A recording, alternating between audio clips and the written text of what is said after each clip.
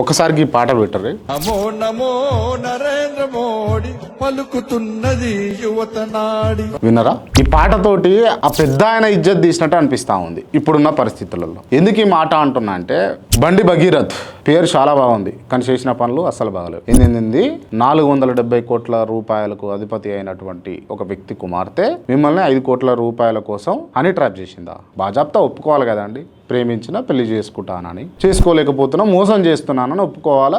దానికి తగిన శిక్షలు ఏమైనా ఉంటే అనుభవించాలి. ఇది పద్ధతి, ఇది వ్యవహారం. ఎంత దుర్మార్గం అండి ఇది. ఒక అమ్మాయిని, తెలంగాణ బిడ్డని డ్రగ్స్ ఇచ్చి, మత్తు పానీయాలు తాయించి, శారీరకంగా మానసికంగా హింసించి, మీకు ఇష్టం వచ్చిన కాడికి ఫామ్ హౌస్లకు, ఫ్లాట్లకు రప్పించుకొని తిప్పించుకొని ఇలా మీరు చేస్తున్న దుర్మార్గం ఏంది ఇది? ఏమంటారు దీన్ని? తెలంగాణ సమాజం సహిస్తుందా? తెలంగాణ సమాజం ఓర్చుకుంటుందా? తెలంగాణ సమాజం మళ్ళీ మీ నాయనను ఓట్లు వేసి గెలిపించుకుంటుందా? తప్పు చేసినావు, క్లియర్ గా కళ్ళకు కట్టినట్టు కనబడతా ఉంది. మెయిన్ స్ట్రీమ్ మీడియాలను మేనేజ్ చేస్తే సోషల్ మీడియా, యూట్యూబ్ జర్నలిస్ట్ అని మీరు మేనేజ్ చేయలేకపోతా ఉన్నారు. ఒక్కొక్కరు గొంతు చించి బయట మాట్లాడుతూ ఉంటే గుబులు పుడుతూ ఉన్నది, మీ పీఠాలు కదులుతూ ఉన్నాయి. ఒక ఎమ్మెల్యే కొడుకు, ఒక ఎంపీ కొడుకు, ఒక మినిస్టర్ కొడుకు, ఒక కేంద్ర మంత్రి కొడుకు తప్పు చేస్తే ఒప్పు అయిపోతుందా? ఇవే సెక్షన్లు, ఇవే క్రిమినల్ పద్ధతులు సామాన్య కుటుంబాలకు చెందినటువంటి వ్యక్తులకు అప్లై అవుతాయా? ఎందుకు ఈ వ్యత్యాసం? చట్టం మీ చేతిలో ఉందని మీకు ఇష్టం వచ్చినట్టుగా వాడుకుంటారా? చాలా తప్పు. మీ పదవికే గండం తెచ్చండి మీ కొడుకు. నిజం ఒప్పుకోండి, బయటకు రండి, ప్రెస్ మీట్ పెట్టండి.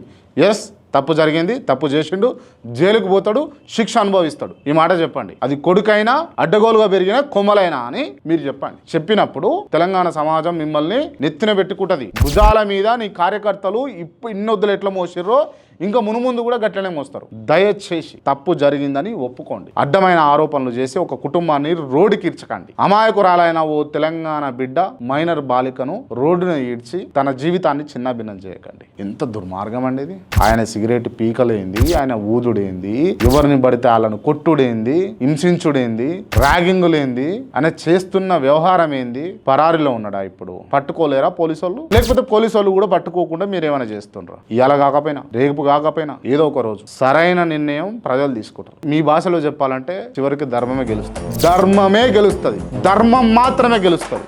గుర్తుపెట్టుకోండి. జై హింద్.